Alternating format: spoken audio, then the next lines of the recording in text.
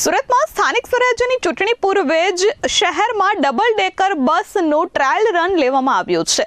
લોકો એવું કહી રહ્યા છે કે વિકાસ દેખાડવા મહાનગરપાલિકાએ આ કામ કર્યું. સુરત મહાનગરપાલિકાની ચૂંટણીની તારીખો નજીકો આવતા જ રાજકીય ગરમાઓ ચરમસીમાએ છે. શહેરીજનોમાં પડતર પ્રશ્નોને લઈ ઉકળતો ચરુ સામે આવી રહ્યો છે. ત્યારે મ્યુનિસિપલ કોર્પોરેશને જનતાના મિજાજને પારખી એક નવો જ પેંતરો અજમાવ્યો છે. વર્ષોથી જેની રાહ જોવાતી હતી તે ડબલ ડેકર એસી ઇલેક્ટ્રિક બસનું ટ્રાયલ રન આજે સુરતના રાજમાર્ગો પર યોજાયું હતું. સ્ટેશનથી કામરેજ સુધી જ્યારે આ 2 માળની બસ પસાર થઈ ત્યારે લોકો જોતા રહી ગયા હતા. ચૂંટણીની આચાર સંહિતા પૂર્વે જ આ ટ્રાયલ રન યોજીને પાલિકાએ એ સાબિત કરવાનો પ્રયાસ કર્યો કે સુરત ખરા અર્થમાં સ્માર્ટ સિટી બની રહ્યું છે. રસ્તા પર દોડતી આ બસ જાણે મતદારોને વિકાસ બતાવી રહી હોય તેવો માહોલ સર્જાયો હતો.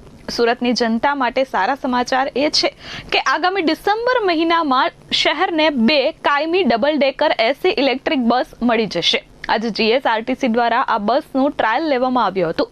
ખાસ કરીને સ્ટેશનથી કોસાડ અને ત્યાંથી કામરેજ સુધીના રૂટ પર બસ દોડાવવામાં આવી હતી. એન્જિનિયરોની ટીમે બ્રિજની ઊંચાઈ, ટ્રાફિક નડતર અને વળાંકોનું બારીકાઈથી નિરીક્ષણ કર્યું હતું. આ ટ્રાયલના રિપોર્ટ બાદ ફાઇનલ રૂટ નક્કી કરાશે.